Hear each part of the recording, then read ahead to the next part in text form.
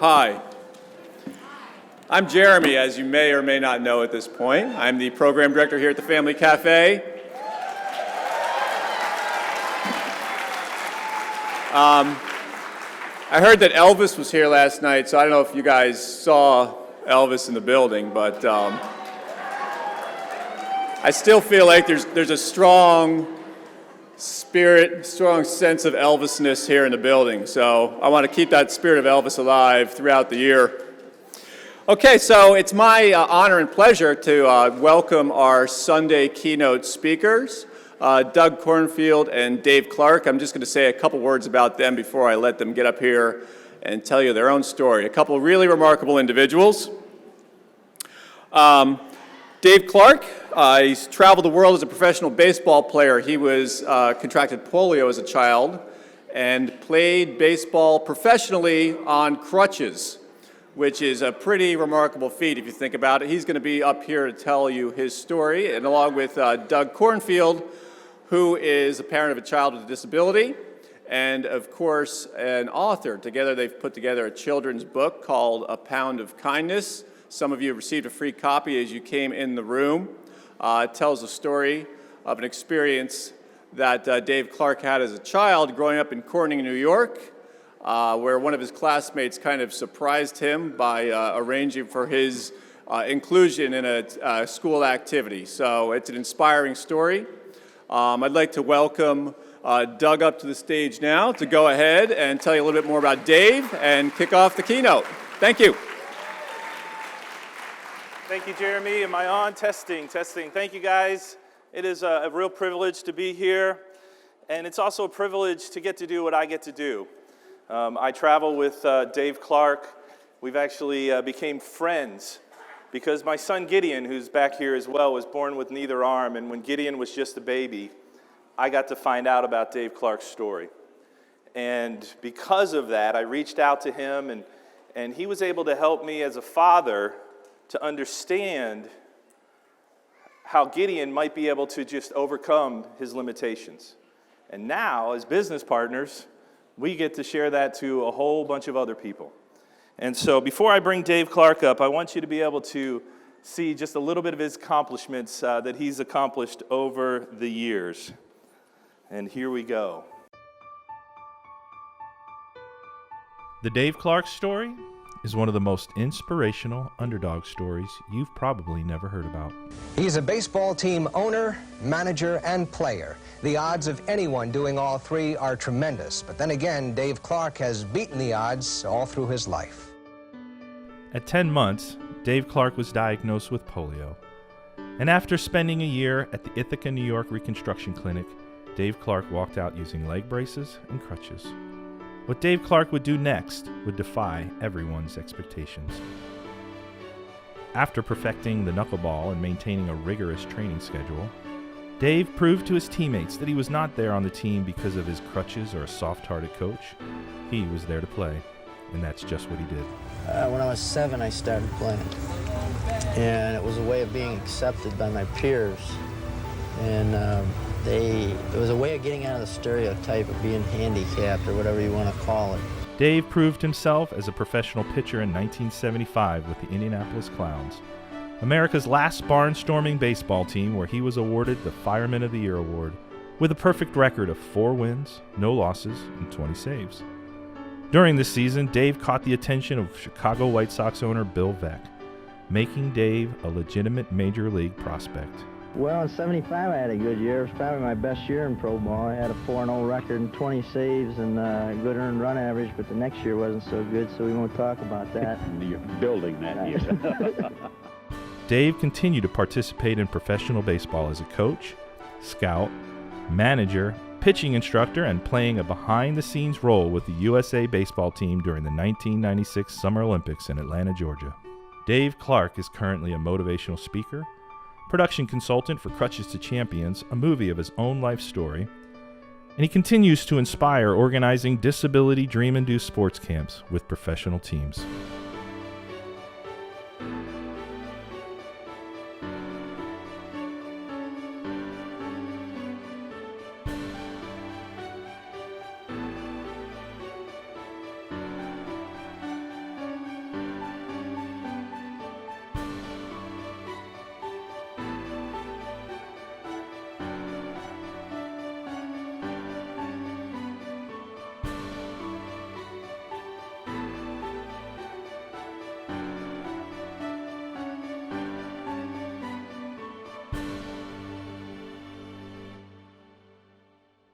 But anyway, it really is, as I said, my pleasure to introduce to you Mr. Dave Clark.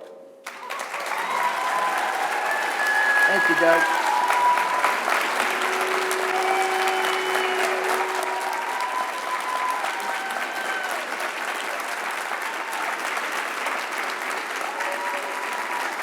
Thank you, Doug.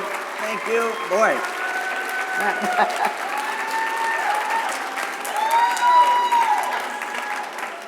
Thank you, everyone, and good morning. I got to follow the governor. That's a pretty tough act to follow, but I'll do my best. I'll do my best. So, my story is a story of accomplishing things that even I didn't think was possible to accomplish. And my story begins back in 1952. If you're math majors, you can now figure out my age. But it begins in 1952, born in Corning, New York. Now, if anyone here owns a piece of Corel ware, you got a piece of my hometown, because that's where Corning Glassworks was, and they made that stuff. So I was born in Corning, proud to call it my hometown. And everything was going fine until I turned 10 months old. At 10 months old, I contracted polio. Now, for those of you old enough to know what polio is, it was a pretty devastating disease. It took a lot of lives. Two good things that came, if you can say that came out of polio for me was, number one, I hadn't learned how to walk yet. So keep that in mind as I continue with my story. I hadn't learned how to walk yet when I got polio. And number two, I was too young to really remember anything about the very early onset of the disease. So at 10 months when I contracted polio, my parents had to put me in a special hospital in Ithaca, New York, about 40 miles from my hometown. And I remember only things that my mother told me about the experience. One of the things she said that really hurt her, and for the parents here, I'm sure you can relate to this. I was 10 months old, and I was taken away from my parents, and I gravitated toward the nurse that was taking care of me. So my mother always told me that hurt her very deeply. When she came to visit me, I would run from her to the nurse because I thought the nurse was my caregiver. And that hurt my mom very deeply. That always stuck with me. Secondly, when my parents first took me over to Ithaca, they were told by the doctor upon my arrival that there was a good chance I wasn't going to live, that I was not going to make it.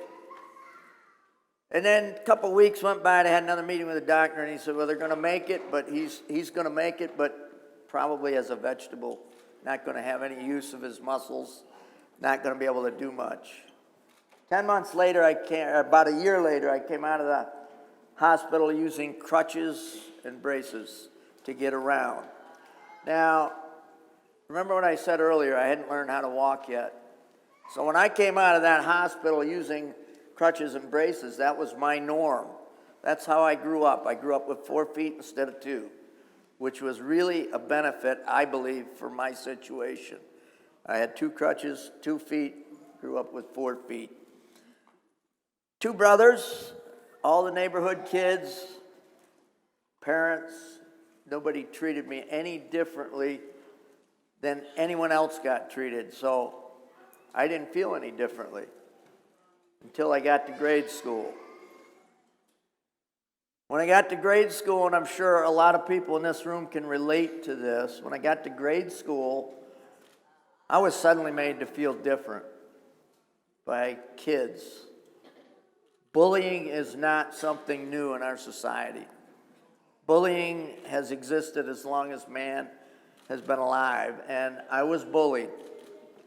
When I got to kindergarten, I was bullied. I was made to feel different. I walked slower. I did things differently. I looked different, and therefore I was picked on. So I really didn't enjoy school much. You don't want to go someplace when you're being bullied. I didn't like school early on, and in the first grade, our teacher announces a walking field trip, and all the kids are happy. They're going to get out of school. They're going to get out of doing the subjects that day. I'm not happy because I suddenly realized I got to walk 5 blocks on this walking field trip to the local fire station. Now, I had the privilege of being back in my hometown a couple of weeks ago, and I visited that very building, which still exists. It's a liquor store today, but it's a fire hall back then. So the teacher had announced this field trip 2 weeks in advance, so I've got 14 days of anxiety and worry buildup leading up to this field trip.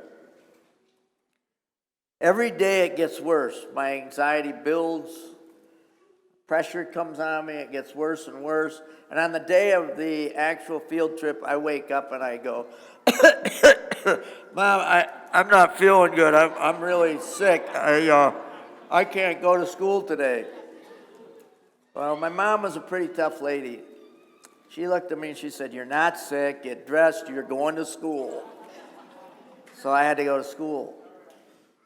So I get there, teacher says, "All right, line up, we're gonna walk the field trip." The only thing I could think to do was to go to the end of the line to protect myself. I thought everybody would take off, they'd get way ahead of me, but they'd be looking forward so they wouldn't see me lagging way behind. I needn't worried because just before we took off, and to this day, I still don't know how he had the empathy or the feeling to do this. A little classmate of mine named Ernie Pound came up to me pulling a red wagon, and he said, "Dave, I brought this to school today for you to ride in. Jump in."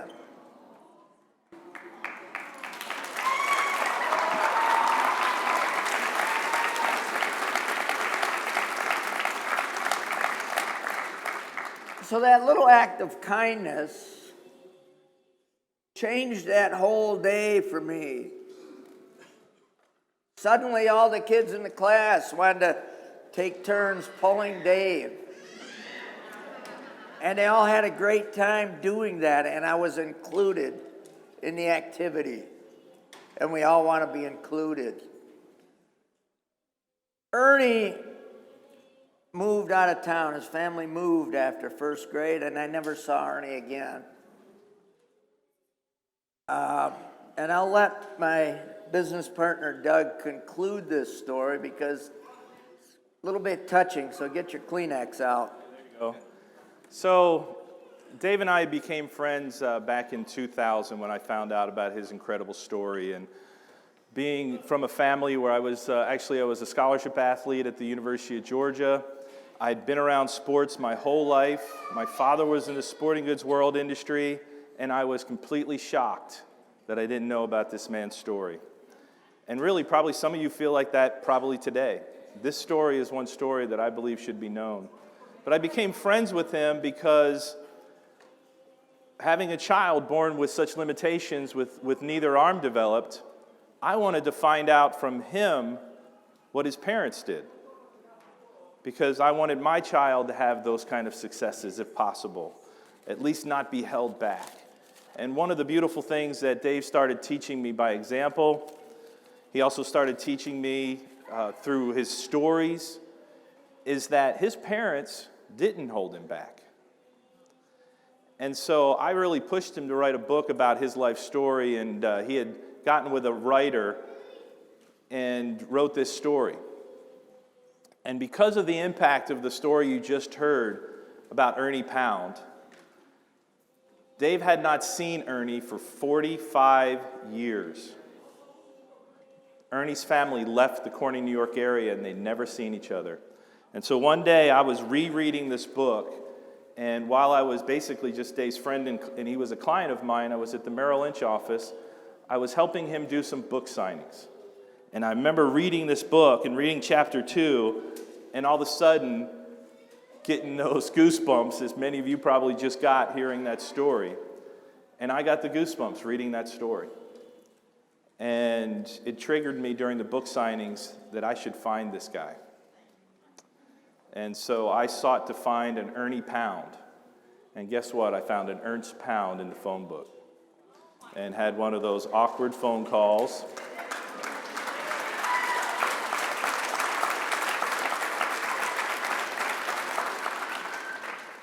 Basically, it was at Ernst pound, and I'm calling him, and it probably came up Merrill Lynch on my phone, on his phone ID, and he didn't want to talk to me.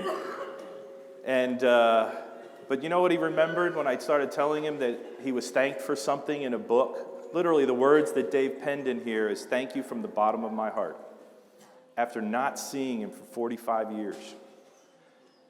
But Ernie remembered the radio flyer wagon, and he said it was his sister's wagon.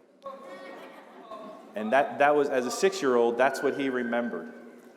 And so I convinced him to come to a book signing. And if my son can hit the next video, I might have to hit it twice.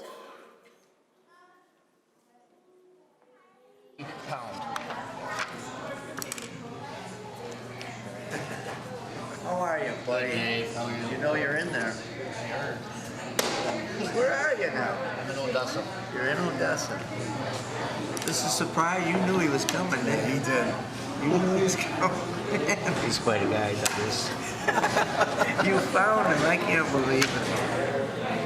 Thank you very much. Say, have a picture.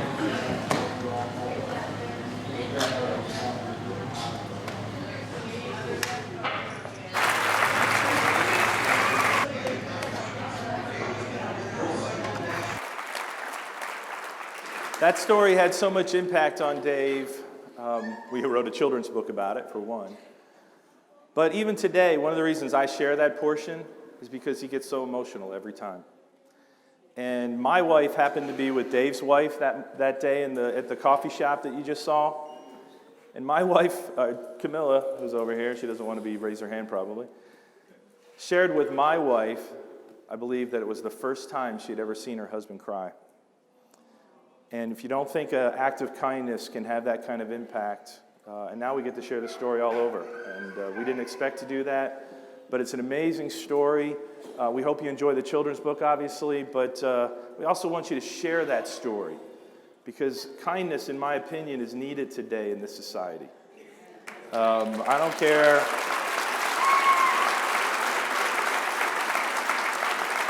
I don't care if you're left, if you're right, if you have abilities, and if you have some significant challenges. You know what? We can all be more kind to each other, and that's all of us. And I hope that this book instills that to everyone.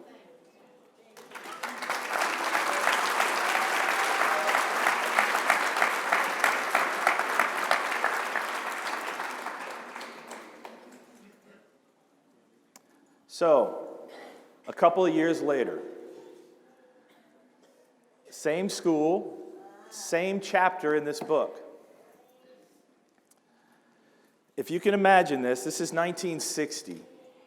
Up until 1960, a young Dave Clark, during the physical education classes in his elementary school, was set on the sidelines to watch.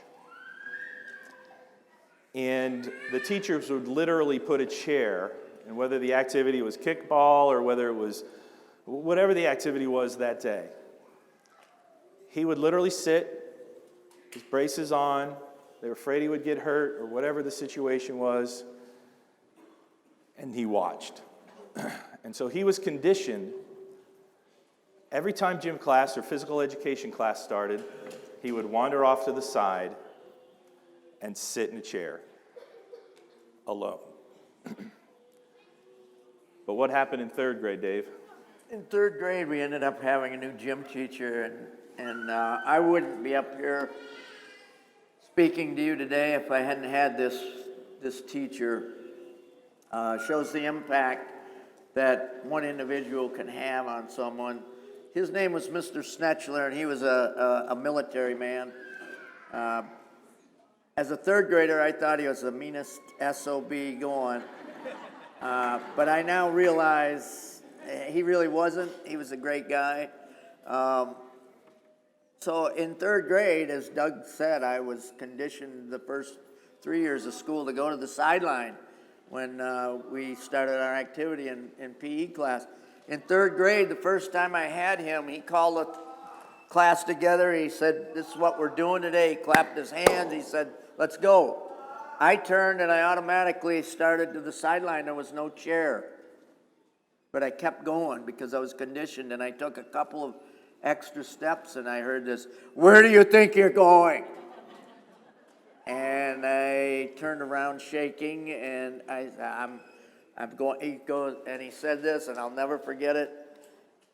I'll remember it as long as I live. He said, "Dave, in this class, you may not be able to do everything we're going to do, but you're never going to know what those things are until you try them."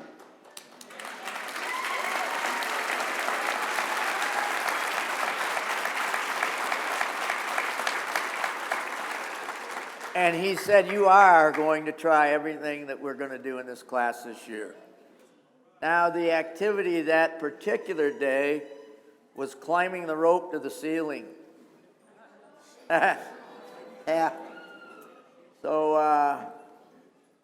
my turn came, and I looked up the top of that rope, and I thought, there is no way I'm getting up to the top of that rope. But I built up a lot of upper body strength from using the crutches that I had. Didn't have a lot of strength in my legs, but upper body pretty well built. So I had to try. Mr. Snetchler said I had to try. So I put one fist over the other, and I started elevating off the ground, surprising even myself. Kept going.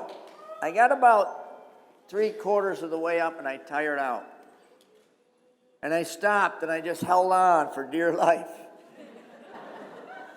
And something happened, and my brain said, "You got this far up, and you're going to quit now?" And I kicked back in. I was the only kid in the class that got to the top that day.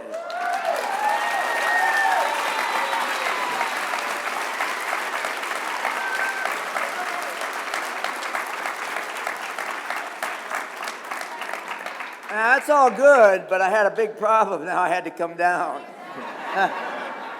So, you make that little S with your feet, just slow coming down. Well, I couldn't do that because I didn't have any leg strength, and I was in braces. So I slid all the way down, burning my hands on that rope coming down. But it was the best burn feel in my life when I got to the bottom, because all the kids were amazed.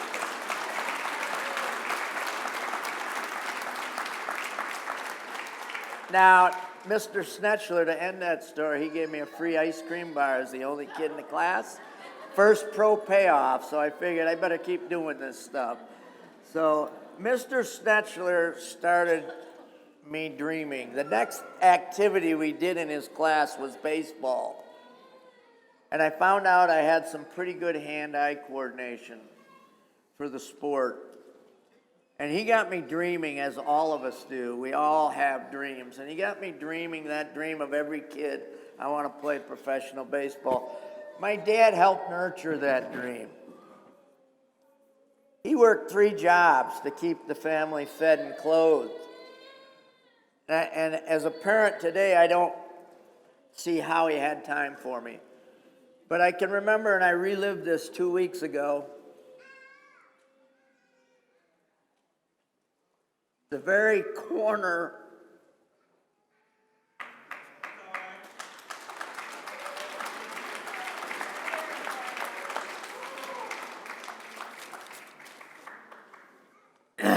Dad would get a ride home from work, and I would meet him in the corner, the same corner every day, with two gloves and a ball. And we would walk 2 blocks home, and he would play catch with me every day. Dad's gone now.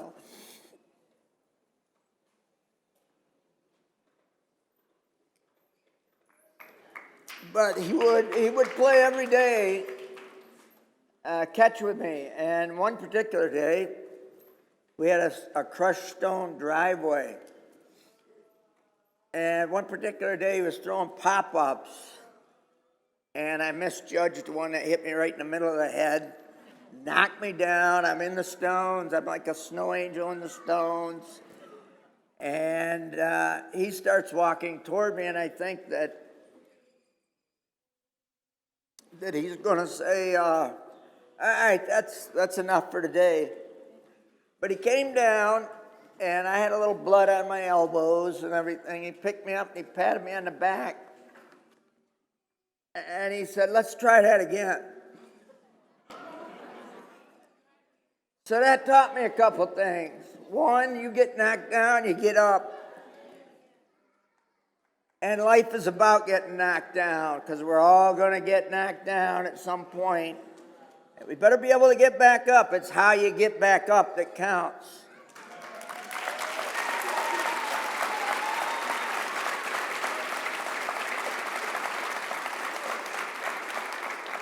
The other thing my dad taught me that day was just because I had crutches and braces, he wasn't going to cut me any slack.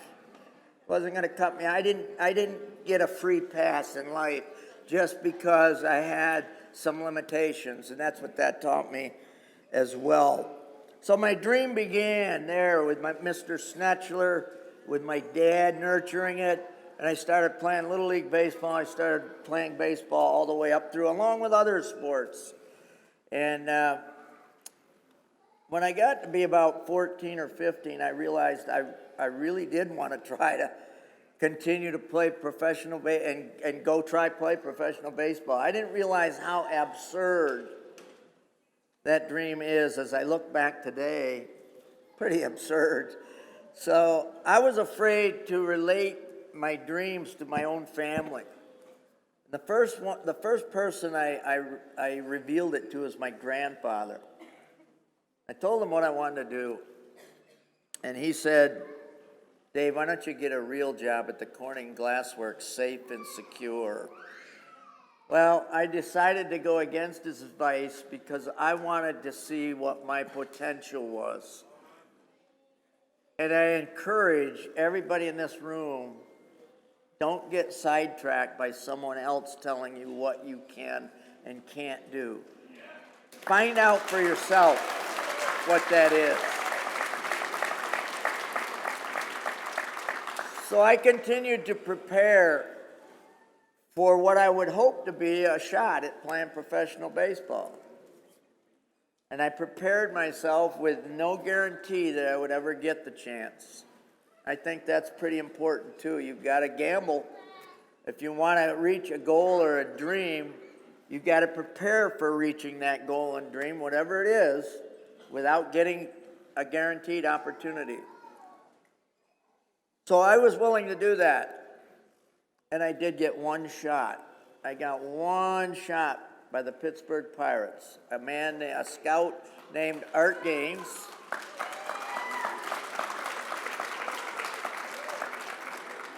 Mr. Gaines gave me one shot. I took full advantage of that one opportunity, and I ended up making it. And I played, Mr. Gaines was a scout. He was also a coach of the team that I played on my first 2 years. And Mr. Gaines taught me something very early on in my career as well. We had to run wind sprints in the Missouri. The first team I played on was in Missouri. And it was over 100 degrees this particular day, and we had to run sprints. And I was running as fast as I could with the crutches, and it started, we had these old flannel baseball uniforms. They used to be flannel. And I started, if you've ever seen The Natural, the movie The Natural, where he starts bleeding through his uniform, that was me that day. My crutch on my right side had rubbed so raw my skin that I was bleeding through my uniform. So I went to Mr. Gaines and I said, hey, Mr. Gaines, I got the blood going here, and I was trying to get out of running the rest of my sprints. That's what I was trying to do. I think I was on 17 out of 25, so I was trying to get out of 8 sprints. Mr. Gaines took one look at it, and he said, finish up your sprints, and we'll take care of that after you're done. So I ended up having to run them.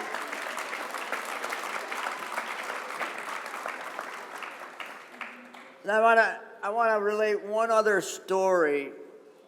I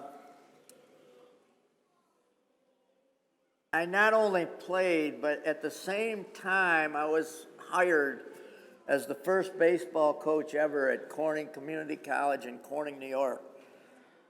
I'm like 21 years old coming out of Ithaca College, and I'm sitting in my office. The minor league baseball season fit perfectly because we would play from April through September, and then when I was coaching at Corning Community College, we would have fall baseball, so it fit perfectly. And when I come home from the pro season, the fall season in college would begin. So I'm sitting in my office in this fall baseball season, and I see this. I got my head down, I'm doing paperwork on my desk, and this big hand comes in front of me, and I look up, and there's this 50-ish something older gentleman, and he says, "I want to try out for your baseball team." And I'm like, oh man. I said, "Well, this is a college team." "I know it is, I can play." So instead of automatically dismissing this fella, I told him, "Well, tryouts begin this afternoon in the gym. Come by and we'll see what you can do." Name was Bill. Bill comes in blue jeans and hard-soled shoes for the tryout. Doesn't even have sneakers. So, again, I didn't say, "Bill, you can't do it." Figured Bill could take part, we'll see what he can do.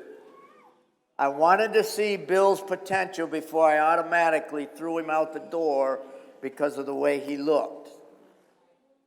A lot of my own background was the reason for that. So I say, "All right, guys, let's go. We're running 16 laps around the gym." So everybody started running, and all of a sudden I hear these big booms. Boom, boom. And I can't figure out what it is, so I start paying attention to the guys running. Well, it's Bill. Bill can't stop and make an oval turn. He's got to run into the wall, stop, turn, run into the wall, stop, turn, run into the wall. 4 times every lap, Bill's hitting off a wall. I'm like, "Oh, Bill." So, Bill finished the 16 laps, bouncing off the wall 4 times a lap. So it comes time to where we're throwing. I said, "All right, guys, pair up. We're going to throw." Well, the first 2 throws bounce off Bill's chest. Boom, boom. So I look at the guys playing catch with, and they go like this. Throw it a little softer. Well, he throws it a little softer. It comes down and nails Bill right in the head. So at that point, Bill, don't worry, buddy. Bill comes over and "How am I doing, Coach?" I said, "Bill, you're really doing fine." I said, "I can see you've got talent, but this is college baseball, and your talent level probably isn't quite good enough at this level to play." I said, "But I'll tell you what, Bill," I said, "I got an opening for a position that I really need a lot of help at." "What's that?" he says. I said, "I need a good equipment manager." "Do I get a uniform?" I said, "I'll get you a uniform, Bill." He says, "I'll take the job." Bill became the best equipment manager that I ever had at the school. That story tells me don't ever think outside the box to include somebody. Maybe he can't play the game, but he could do something else to help us out. And he did.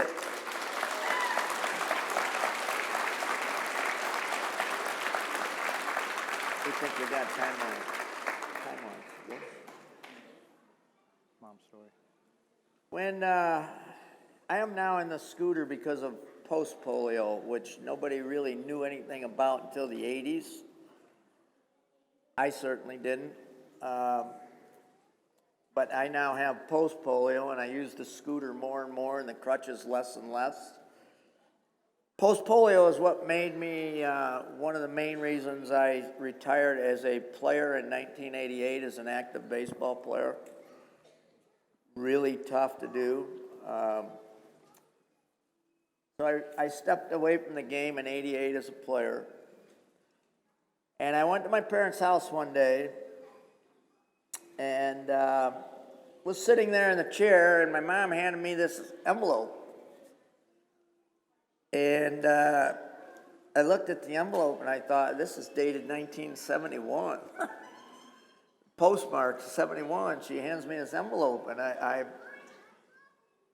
so I start reading the envelope, and I suddenly realize it's a reply from Mr. Art Gaines, the scout that signed me in 1971, to her. And the address that it was sent back to was our neighbors. So my mom quickly explained to me that she had the letters, the return letter sent to the neighbors just in case I picked it up by mistake. She didn't want me to see the reply. She had written a letter to Mr. Gaines in 1971 stating that she would really like it if he would let me down easy, make it easy when I didn't make it in pro ball, because it was my dream to play pro ball, and she didn't want my dream ruined and me just devastated. So in that letter I was reading, Mr. Gaines, Mrs. Clark, Dave will be treated just like any other player. If his talent merits, he'll make it. He will. If not, he won't, and we will let him down as easy as we can.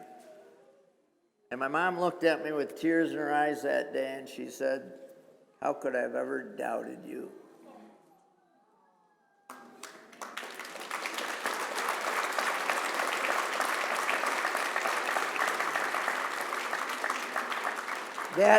That story alone tells me that it's human nature to doubt, and we all have doubts, but my parents never stifled my dream, and I surprised not only myself but them with what I could do. And I encourage everyone in here, caregivers, parents, everybody has potential. But we don't know what that potential is unless we let it grow, let us see. Too many times when we have children with limitations, we reel the leash in real tight. It's okay to get your elbows bruised, little blood on your knees. It's okay. I mean, we don't want them standing in the middle of a railroad track with a train coming down the tracks. But it's okay. Let loose of that leash so we can see where the potential is. We need to find that potential. And everybody has it. I'm going to leave you with this last thought.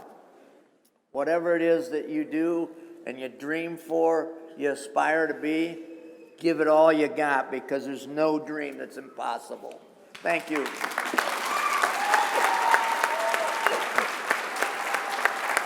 Thank you.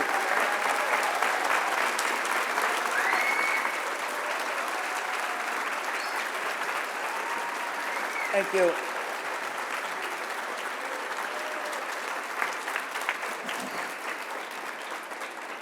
Hold on, Doug. Before we go on, I do want to say I'd like to introduce my wife. She's over here. Camilla, if you could wave or stand.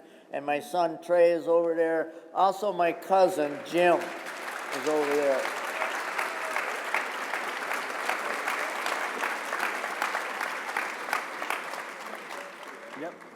So, you might realize why I liked and wanted to reach out to this gentleman when I was a young parent, and find out that just because we have limitations doesn't mean that we're limited.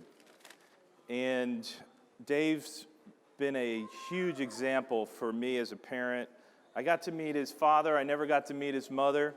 Got to spend quite a bit of time with his dad. And it's just an inspiration to know that if we as parents don't get in the way of some of the folks that are out here with limitations, that we can have another Dave Clark up on the stage in a few years. and be thinking about that. When they start dreaming, don't hit their dreams hard. Let it go. Let it see how it flies.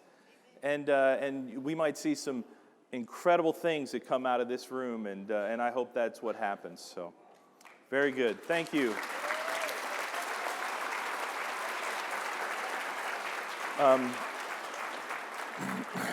Before we do Q&A, we're going to introduce someone else here that's been here with us. If I can have the Disability Dream and Do slide. My slide's not working here. Dave and I, and one of the reasons it's a privilege to do what I do, is I get to run sports camps for children and young adults with all different disabilities. And we do those with special professional teams. We do hockey, we've done baseball, we hope to do more sports in the future. But folks, just like there are many in this room, get to have an opportunity to literally hang out with Tim Tebow last year and play baseball with him and do all sorts of drills with these young pro players. And along the way, we started doing more of these events. And I found another Dave. And this Dave, if you'd roll up the way here, I'm going to just give you the quick story on him. His name is Dave Stevens. Dave is the only professional baseball player that ever played without legs. And you probably never heard of that story before this week either. He was a two-time state champion wrestler in high school. He played baseball, he played football in high school and college, and then he got a contract to play with the Minnesota St. Paul Saints. And then to top it off,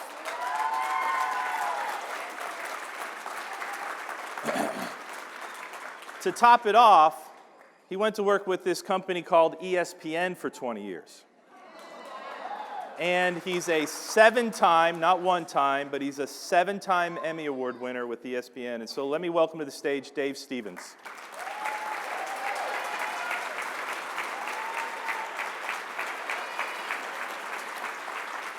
Dave, we didn't give you a mic, did we? Did you get mic? Did you get mic? Oh. Do we have a hand mic? There you go.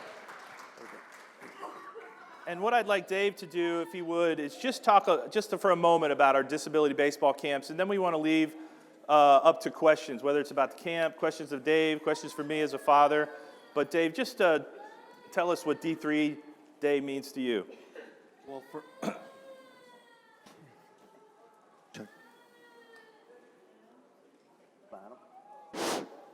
Testing. Here, this one's live. Testing, there we go. there we go, thanks. First off, what an amazing event. I mean, this Family Cafe has just been a wonderful event for both people on both sides, so just an amazing, wonderful event, and I'm so glad to be a part of this. Now, you know, with my story, being born without legs, I don't know any other way. So there aren't a lot of Dave Clarks out there like myself that had the ability to play college football and to play high school football and wrestle. So to see Dave Clark and the foundation and put on these amazing baseball clinics, it's the one day that these kids get to be just kids and play. You know, there's no limitations, there's no disability. You know, we're all trapped in these bodies. All of us have some sort of disability. You just have to figure out how you're going to overcome yours. Dave and I turned our disability into our ability, and we wouldn't be where we are today if we hadn't have overcome the odds and done something that only people could dream about. But our dreams did become a reality, just like this amazing camp. And our Disability Dream and Do Camp is such a wonderful honor to be a part of because of the lives it touches. It impacts not only the participants and the campers, but the players as well. To come away when you're with Tim Tebow and professional major leaguers that are there on rehab, and for them to say, this is one of the most amazing days of my life. And it puts it in perspective that we all have it pretty good, and when we see people that have it way worse off than us, we need to appreciate what we have. My no legs is a blessing. Dave Clark having polio was a blessing. I know many people wouldn't look at it that way, but we wouldn't be on this stage and wouldn't be able to talk to you if we hadn't have overcome the odds and defied what people and critics labeled handicap. Playing professional baseball doesn't fall under the definition of handicap. Living a life at ESPN and winning 7 Emmy Awards, they're not handed to you because it's a participation trophy. Many of us with afflictions can make an impact in life. We can contribute to society, and everybody in this room can live that dream and make an impact. So thank you very much. Q&A? Where are we getting the questions from? All right, is this one on now? Okay. All right, so here.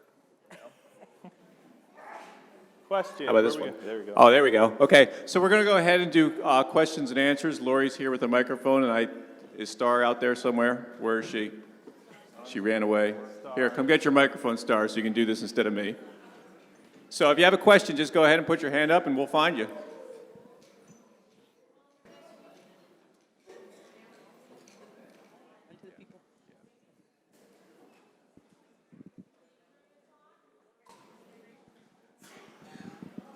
All right. That one on? My name is Dolores Montanado. I want to know why he in a wheelchair, why he can't walk. Why am I in a wheelchair? I want the one got the one got the purple shirt. Can we repeat the question they're asking? So Dave Stevens, and he can show you here, was born with neither leg. And so now it's easier for him to get around in a wheelchair. And so that's his primary means of transportation. But Dave Clark, because of just the wear and tear of post-polio, is why he's in a scooter, and it saves his energy so he can have energy to do things like this and our Disability Dream and do sports camps. Another question. We have a question from this young lady here. How can you play baseball? That's a good question. It was very difficult, but to get good at anything, you got to repeat, do it over and over and over again.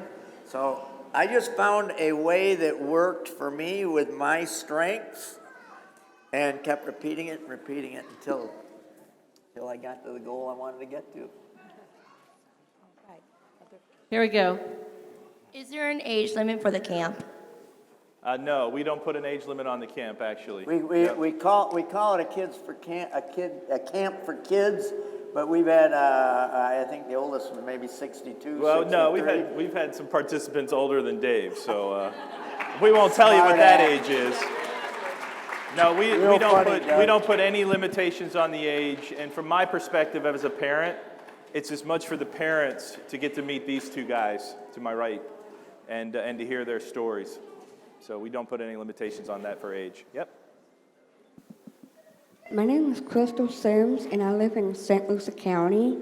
The question for the guy in the middle, I just want to let you know that I personally gave Tim Tebow a hug. And I just want to let you know I am a big fan of Tim Tebow and a Florida Gator fan. Tim is a wonderful man. It's awesome that we in this day and age can still have heroes that you can look up to and not let you down.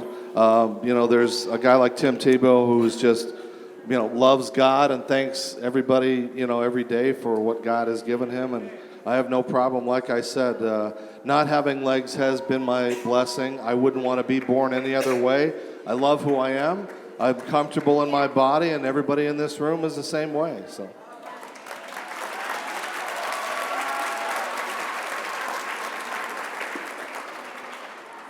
I just wanted to know what the name of the book that you were holding up was. So we have actually a few books. The children's book that I wrote is called A Pound of Kindness. If you remember, what was the name of the boy that pulled Dave along? Ernie Pound. And so we called it A Pound of Kindness, and just since that was mentioned, we're going to have those available. If anybody didn't get one, the Pound of Kindness is how we raise money for the sports camps that we run. And so we would appreciate that we have a huge line over here, if that's possible for you, and we'll sign as many as we can. We'll stay as long as we can. There's also on a book, the other book. This is a book about Dave Clark's life career, and it's an amazing story. There's all sorts of other stories in here, and we're making this available as well. It's called, because he played baseball, A Diamond in the Rough. And I don't know of a better person that was a diamond in the rough than these two here. We have another question. My question to you is, when you were on the teams and stuff, did you ever have any of your teammates treat you, adversely? Did you have anybody, try to stifle you or stop you from your dream once you, were finally on the team? Yeah, very, very good question. Especially early on in my career, professional locker rooms are a pretty macho, closed environment, and if you don't look like you belong, you are ostracized. And especially early on in my career, for about 2 weeks, I would be a man on an island. My own teammates wouldn't associate with me but what turned that around was I was always the first guy at the field, and I'd be running in the outfield. I'd be doing whatever I needed to get done. I worked harder than anybody else, and all of a sudden they started seeing results as well. I could actually get people out as a pitcher, and that turned the tide. After about 2 weeks, it went from intentionally blowing ground balls to sticking their face in front of it to stop it for me. Good question. All righty. Another question over here. I think, hold on, I think Dave can relate to that as well. But Yeah, I mean, we talk about bullying, and especially nowadays that we deal with internet bullying and stuff where really people can hide and say such mean and horrible things. But back in my high school career, my senior year, as you have been told, I played baseball. You can go to the Dave Stevens Speaks YouTube channel and see all this video and me and Darryl Strawberry. But I came up to bat in a game in Arizona when I was in high school.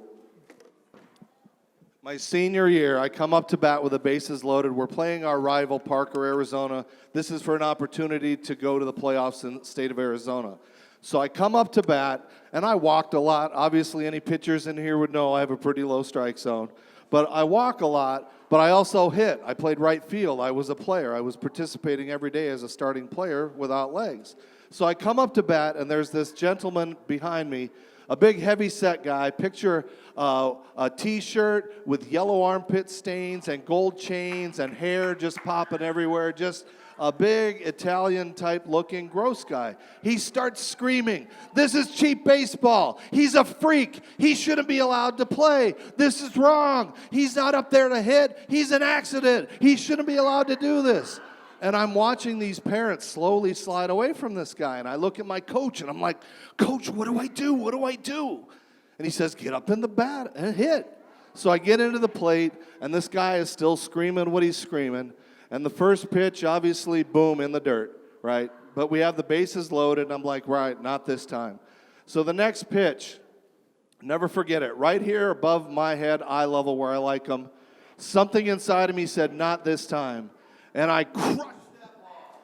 I drove that ball to the outfield. All three runners come around. I run down to first. I get to first base, and before I could even get to the base, I turn and I said, "That's what I'm here for, you bleep, bleep, bleep, bleep." So I think I've won the game. I think I'm a hero. My coach comes running off. "Stevens, get your butt in the dugout." I'm like, "Coach, I just drove in the winning runs." He goes, "Get your butt in the dugout." So I get in the dugout. I climb up on my seat. I was much skinnier then. He comes up to me and he says, "Do you know why I took you out of the game?" And I said, "No, what did I do?" And he said, "When you got to first base and you started screaming at that guy, you became that bully. You projected your anger on the first person you could see, and you became that bully." And he said this to me, and I'll never forget.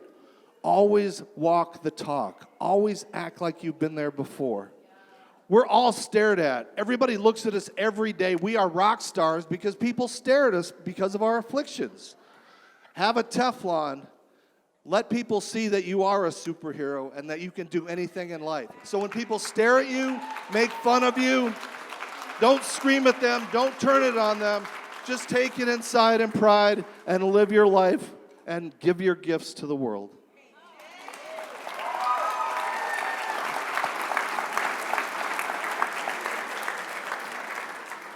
The guy in the purple shirt. Would you play for the match with Tim Tebow? What was the question? What was that? Would you play with the Mets with Tim Tebow? Oh, I'd love to play in the Mets with Tim Tebow. That's with Tim Tebow. I hope he gets his opportunity. He was, he hit real well last year when we were at the camp and was so nice to Dave and took time to talk to Dave and Dave's son. And, so we're pulling for him. I'm pulling for him. He's such a great story. So thank you. Another question over. We're over here. Another question. Okay. Can y'all hear me? Is this mic on?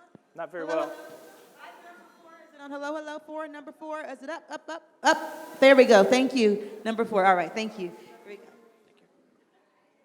My name is Jeffrey Secure, and I wanted to invite Dave Clark and Dave Stevens to the Dinner with Bill at the Arc of Jacksonville Village. And everybody that's willing to attend, could come and enjoy our event. Where we're showing what this is all about, why we're all here, and what we have here on this earth to prove, to ourselves and to people willing to listen. Thank you for letting me share. Thank you. Thank you for the Thank invitation. you. Thank you very much. Appreciate that. Another question right here. My name is Maura Ann Rossi, and I have a friend who's similar to you guys a little bit, but here's one difference. She has prosthetic legs, which makes her situation a lot different. She was born with I think neurofibromatosis, so she doesn't have legs either. Oh, she has stumps, but she has prosthetic legs that keeps her going, and she uses them to walk. She uses them to navigate her situation, but sometimes she struggles with that. Well, it's good she has a friend like you to help her with these struggles and be strong for her as she learns how to do this.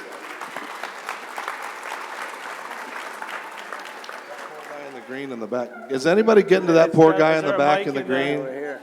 All right. We got. Hold on. He's way in the back. I feel bad for him. You want to come up and ask your question? You can come up here. Same here. Come up closer and ask. Okay, I've got another one. Question back here. Go ahead. If you got it ready, go ahead. Hi. My question's for Mr. Clark. When you were playing baseball, did you find it easier to pitch or bat? Or did you like to pitch more than you like to bat? Well, number one, I think it's very important when you have limitations, and we all have them. We all got limitations, but I think it's important we identify our strengths. And I can remember at 8 years old, analyzing the game of baseball and realizing where my strengths were, what positions I could possibly excel at. I couldn't be an outfielder because I didn't run fast enough. Middle infielder, I wasn't quick enough. So pitching and first base were what I identified as being positions I could play. Then I didn't throw 90 miles an hour.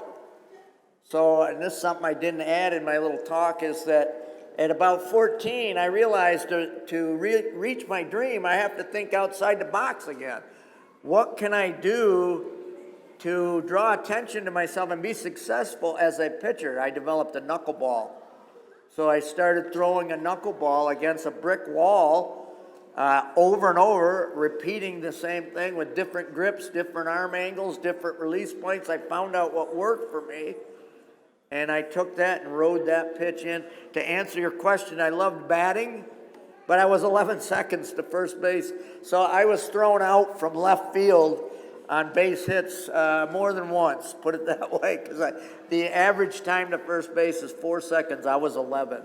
So I was not the fast. I had many times the teammates telling me to get the piano off my back when I went back into the dugout. So, but pitching was what I identified as my strength and what I could do best.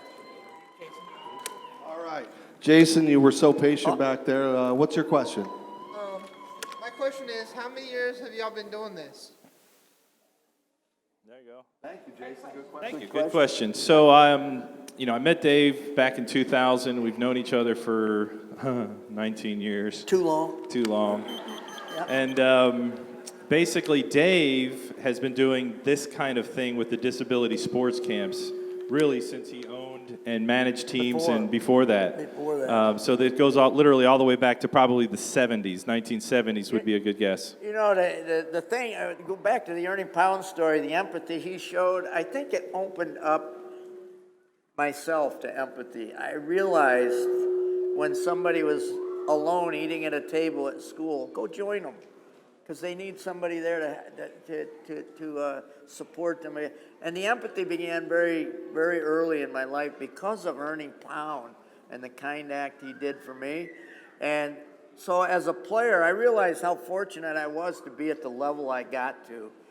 And I began to organize these camps as a player. I'd get 5, 6 guys from the team and say, hey, you know, let's go to the local home here in this town and put on a camp for the kids that are interested. And it started evolving from then, way back then.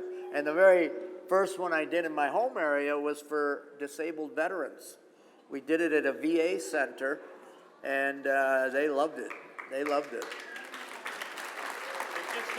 Just let me We have a question here with Ms. Aaron. Just to kind of bring full circle, Dave and I were actually here at this very hotel in 2011 with Dr. Richard Lapchick's National Consortium of Academics and Sports, and Dave got to share some of the same stories back then, and that was the first time that we ever shared these stories together. So about 10 years to answer somebody's question. We got what, time for a couple more? Okay, This I young got woman over 1, here, yes. 2. Can we do 3 more questions? I see 3 standing. How do you find out information about the camp? D3day.com. Now, most of the camps D3day.com. right now are in the Northeast, but that's D as in David, 3day, D-A-Y, D3day.com. And those websites are on our books as well, but that's how you can find about Disability Dream and Do, or Google Disability Dream and Do Baseball. And we've got our amazing books here. We have this huge book. Doug, did you talk about that? I haven't. This book is kind of cool because both of my days were accepted for this book. Dave, number 1, Dave Clark was chosen for the state of New York to share his baseball story in this very, very special book called America at the Seams. Dave Stevens, because he grew up in Arizona, he was chosen as the representative for Arizona in this book. So if you're a baseball fan, we have just a few copies of these, and it's called America at the Seams. Both of these days are in this book. We'd be happy to sign them for you. Yes, Okay. young lady, your question. Freddie, I want to hear the music. I was supposed to, but it was scheduled that I do a play shop. I want to hear the music, the healing power of music and dance. But providentially hindered, I brought handouts. But Freddie, I want to hear the music. You lift me up so I can stand on mountains. Amen. Thank you very much. Amen. Yes, right. All right, we have 2 more questions over here. One. Hi, am I Harris? Thank you so much for your book. And Lord, you have writing. Never forget. Thank you, amen. Thank you so much. Thank you. Thank you. One more question? Let's go to one more. See if we can get a question.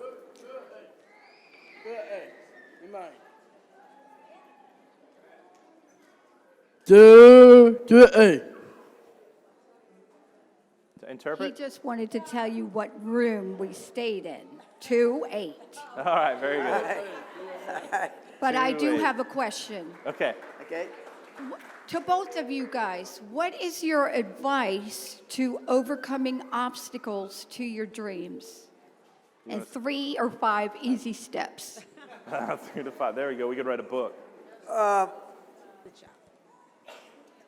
Perseverance, number 1, and I was blessed with that. I think it's a talent, but sometimes to a negative effect. I would never let anything stop me. and keep going. And sometimes, like I said, it's a negative effect, but never taking no for an answer. And if something doesn't work one way, there's another way to accomplish the same thing. And I kind of use this example sometimes. It's not a straight line to our dreams and goals. Sometimes when I take off in an airplane and I'm going north, sometimes that airplane takes off south and makes a turn to get back into the northern path to where it's going. And it's the same way that life takes a hold of us, is that, you know, you maybe start down this road towards a goal and dream, but you may end up taking that side road to it. And it's all perseverance. How badly do you want it? How hard are you willing to work? And we all have to work hard to reach them. Take it from a parent's perspective, if I can for a second, because it's a different perspective. And a lot of you here are parents of children with exceptional needs. I was thrown into this world almost 21 years ago, and I had a preemie son, 2.5 pounds, and you had all those anxieties. He was born with neither arm. We found out the day he was born 9 weeks early. And one of the best lessons that I've learned from Dave and now Dave is that let's just not hold our children back. Because to me, the messaging of our camps is that we got to get the parents and the caregivers out of the way, and let folks dream and succeed. So I have to get my own self out of the way. Dave? And I would just add to that, as a parent of 3 beautiful boys that has legs, you know, I was adopted, and so I had strike 1 against me, and then adopted by a family that was poor but loved me, strike 2. So I had to figure out a way, and I think for the parents and for both, you know, us on one side and the parents on the other, you have to let your kids go out and fall down. And for those of us that have an affliction, you have to go out and fall down. I had to learn to crawl before I could learn to crawl.